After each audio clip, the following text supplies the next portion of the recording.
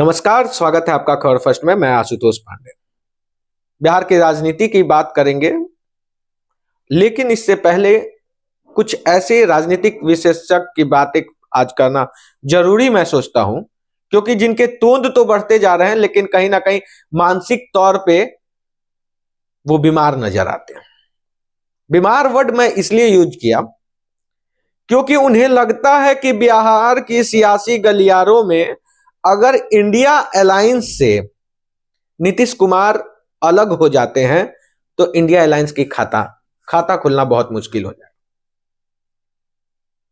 अगर हम सियासी समीकरण की बात करें, बिहार के डेमोग्राफिकल स्ट्रक्चर की बात करें, बिहार के पॉपुलेशन, अगर जातिगत पॉपुलेशन की अगर हम बात करें, तो कहीं ना कहीं इन सारी चीजों को अगर हम मिला दें तो बिहार में इंडिया अलायंस के पास 33% MI समीकरण का वोट बैंक है और 2% अगर हम लेफ्ट और जोड़ लें तो लगभग 35-35.5% वोट बैंक हो जाते हैं। ऐसे में अगर कोई राजनीतिक विशेषज्ञ ये बोले कि बिहार में अगर नीतीश कुमार इंडिया अलायंस से अलग हो जाते हैं तो खाता खोलना मुश्किल हो जाएगा, तो ये सोचने वाली बात है। क्या 2014 में ऐसा हुआ था या 2019 में हुआ? अगर ये दोनों लोकसभा चुनाव में नहीं हो पाया ऐसा, तो 2024 में कैसे पॉसिबल है? अगर 2019 में हम बात करें तो किशनगंज एक लोकसभा सीट है जिसमें लगभग 65 से 68% वोट मुसलमान आबादी का है, मुसलमानों का। और आज के डेट में मुसलमान बिहार के कहीं ना कहीं उसी को वोट देंगे जो बीजेपी को हराता हुआ नजर आएगा। और अगर नीतीश कुमार इंडिया अलायंस से अलग हो जाते हैं तो थर्ड फ्रंट में अगर वो लड़ते हैं तो साफ तौर पे है कि ये जो मुस्लिम आबादी है, ये जो मुस्लिम वोट बैंक है, वो कभी भी नीतीश कुमार को वोट नहीं देगी, ये इंडिया अलायंस के साथ ही रहेगी। तो ऐसे में आरजेडी और कांग्रेस को एक बहुत बड़ा वेटेज मिल रहा है मुस्लिम आबादी का, और साथ में साथ आरजेडी का जो अपना वोट बैंक है, यादव वोट बैंक हम बात कर लें, तो वो कहीं ना कहीं ये बहुत बड़ा, अगर इन दोनों को मिला दे तो 35 से 36% वोट हो जाते हैं। और सोचने वाली बात है, जो भी अगर फाइट हो जाता है आमना सामने, बीजेपी और इंडिया अलायंस के बीच अगर फाइट हो जाए, 36% वोट बैंक अगर इंडिया अलायंस के पास है, यही दो पार्टी के पास, तो क्या लगता है आपको कि 40 में 40 बीजेपी लेकर चली जाएगी? ये तो जो एनालिसिस कर रहा है वो तो मतलब साफ समझ में आ रहा है कि कहने का तात्पर्य क्या है। 2014 की अगर हम बात कर ले, मोदी लहर की बात कर ले, उस समय भी क्लीन स्वीप नहीं हुआ था, तो आज कैसे संभव है? अब चलिए थोड़ा सा बात कर लेते हैं सीमांचल जोन में अगर हम आए तो नीतीश कुमार के रहने या ना रहने से कोई फर्क इंडिया अलायंस को पड़ने वाला नहीं। सिर्फ एक ही इलाका बता रहा हूं मैं, क्योंकि अगर आपको एनालिसिस देखना है, एग्जिट ओपिनियन पोल अगर देखना चाहते हैं तो आप जाके देख सकते हैं खबर फर्स्ट के चैनल, न्यूज चैनल पे जाके आप देख सकते हैं कि बिहार का ओपिनियन पोल हम लॉन्च कर चुके हैं, और आप वहां पे देख भी सकते हैं कि कितना सीट आ रहा है किसको। नीतीश कुमार के रहने या ना रहने से सीमांचल जोन में कोई फर्क पड़ने वाला नहीं है। यहां पे इंडिया अलायंस बहुत मजबूत स्थिति में। तो नीतीश कुमार का वोट बैंक कौन है, अब ये सोचने वाली बात है, क्योंकि इतने बड़े अगर कोई राजनीतिक विशेषज्ञ अगर ये बात को बोल रहे हैं तो जाहिर सी बात है कुछ सोच के ही बोले होंगे। सिर्फ तोंद बड़ा होने से नहीं होता है, दिमाग भी बड़ा होना चाहिए। ये मैं जिससे बोल रहा हूं वो खुद समझ जाएंगे।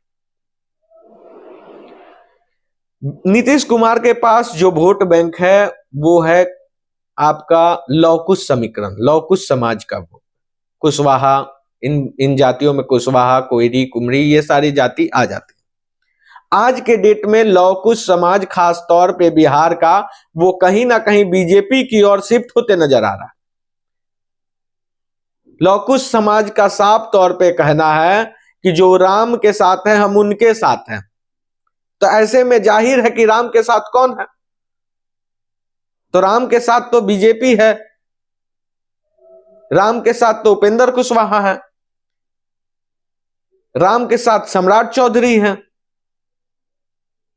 तो वोट किसको देगी? अगर जातिगत भी बात करें तो उपेंद्र कुशवाहा और सम्राट चौधरी लव कुश समाज से बिलोंग करते हैं। तो सिर्फ और सिर्फ नीतीश कुमार अगर दावा ठोक रहे हैं कि लव कुश समाज का वोट मुझे मिलेगा, तो ये तो नाइंसाफी है। ऐसे में बीजेपी किसके वोट बैंक को ले रही है, ये भी सोचने वाली बात होगी। तो बीजेपी आरजेडी और जदयू का वोट शेयर लेगी अपने तरफ। तो अगर नीतीश कुमार थर्ड फ्रंट बनाते हैं तो घाटा सबसे ज्यादा किसको है? तो जाहिर सी बात है कि नीतीश कुमार को है। नीतीश कुमार खाता नहीं खोल पाएंगे। वो रिसर्च किए थे नीतीश कुमार पे, लेकिन फ्लो में बोल बैठे कि इंडिया अलायंस का खाता नहीं खुलेगा। हो सकता है भूल गए हो स्क्रिप्ट, ये भी हो सकता है कि स्क्रिप्ट भूल गए हो। लेकिन अब हम बात करेंगे बिहार के सियासी गणित पे कि अगर ऐसा थर्ड फ्रंट बनता है तो क्या होने वाला। आपको बता दें कि नीतीश कुमार अगर साथ में रहते हैं तो बिहार में इंडिया अलायंस लगभग 18 सीट जीत सकती है। अगर नीतीश कुमार साथ नहीं रहते हैं तो नीतीश कुमार का खाता नहीं खुलेगा। वो नवादा से भी हार जाएंगे, नालंदा नवादा सीट भी गवा देंगे। ऐसे में इंडिया अलायंस 7 से 8 सीट पे सिमट जाएगी। ऐसे में मजबूरी अब सोचने वाली बात है कि नीतीश कुमार क्यों तब संयोजक का पद को ठुकरा दिए। तो इसमें बहुत बड़ा राजनीतिक राज है। आपने देखा होगा दूरदर्शन में 19वीं सदी में एक शो आता था, राज है, होने वाला है जो कोई जाने नहीं, राज है। ये राज ये है कि नीतीश कुमार और आरजेडी के बीच डील हुआ था कि आपको हम प्रधानमंत्री उम्मीदवार या फिर विपक्ष का संयोजक बना देंगे, लेकिन आपको इसके बदले में तेजस्वी यादव को बिहार का मुख्यमंत्री बनाना होगा। और समूचा देश के साथ साथ बिहार के हर युवा से लेकर हर वोटर को पता है कि नीतीश कुमार को अगर इस समस्त विश्व में अगर कोई चीज सबसे ज्यादा पसंद है तो वो है मुख्यमंत्री का कुर्सी। उसे वो छोड़ नहीं सकते। तो जाहिर सी बात है वो संयोजक पद ठुकराए इसलिए हैं क्योंकि उन्हें पता है कि 2024 में कौन आ रहा है।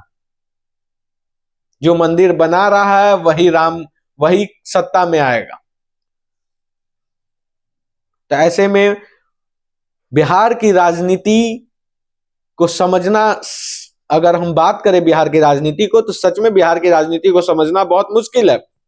लेकिन उतना भी मुश्किल नहीं है जितना लोग समझते हैं। और अगर आप नहीं समझ पा रहे हैं तो जनता को कम से कम गलत मैसेज ना दें कि 8 घंटे के अंदर अगर नीतीश कुमार को नहीं मनाया गया तो बिहार में हो सकता है बहुत बड़ा खेल। इस तरह का टैगलाइन बनाने से जनता भ्रमित होती है, व्यूअर्स भ्रमित होते हैं। सच परोसने की आदत डालें। असच परोसना बहुत जरूरी है क्योंकि आप पत्रकार हैं, आपका काम ही है जनता के बीच वो सारी चीजें दिखाना, जो वो सच्चाई दिखाना जो जनता को जानने के लिए काफी जरूरी है, जानना जरूरी है। लेकिन आज के डेट में क्या हो रहा है, बिहार के बहुत बड़े नाम चिन्ह पत्रकार के द्वारा जब इस तरह के टैगलाइन लिखा जाता है तब जनता सोचती है तब जनता को पत्रकारिता से विश्वास उठ जाएगा जब आपके सोर्स हमेशा गलत होने लगेंगे। हर 1 घंटा में किसी का सोर्स बदल जाता है। वो सोर्स क्या है कि जो बदल गया, जो बोला गया वो नहीं हुआ। आज तक हमने तो जो बोला वो हुआ। खबर फर्स्ट ने पहले दिन से लेकर आज तक वही खबर चलाया और वही प्रिडिक्ट किया जो होने वाला है। हम साफ तौर पर आपको बताएं तो दूसरा कोई वजह नहीं है। नीतीश कुमार इंडिया अलायंस के पार्ट नहीं बनेंगे इसलिए क्योंकि उनको मुख्यमंत्री का कुर्सी चाहिए, और दूसरा कोई रीजन नहीं है।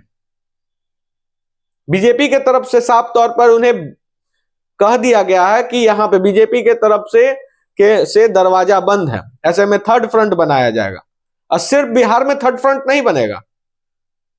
इंडिया अलायंस से बहुत ऐसी पार्टियां, बंगाल में थर्ड फ्रंट बनेगा, बिहार में थर्ड फ्रंट बनेगा, उत्तर प्रदेश में थर्ड फ्रंट, दिल्ली, पंजाब और भी तमाम ऐसे राज्य हैं जहां बनेंगे थर्ड फ्रंट। अगर ऐसा होता है तो ऐसे में कमजोर कौन होगा? India alliance. लेकिन इसका मतलब यह नहीं है कि इंडिया अलायंस शून्य पर सिमट कर रह जाएगी। तो जो भी आप राजनीतिक विशेषज्ञ हैं, राजनीतिक समीकरण निकालते हैं तो थोड़ा सा देखभाल के सोच समझ कर निकालें कि वो सटीकता के पैमाने पे सिद्ध हो सके। बिहार से जुड़ी हर तमाम खबरों के लिए बने रहे खबर फर्स्ट के साथ।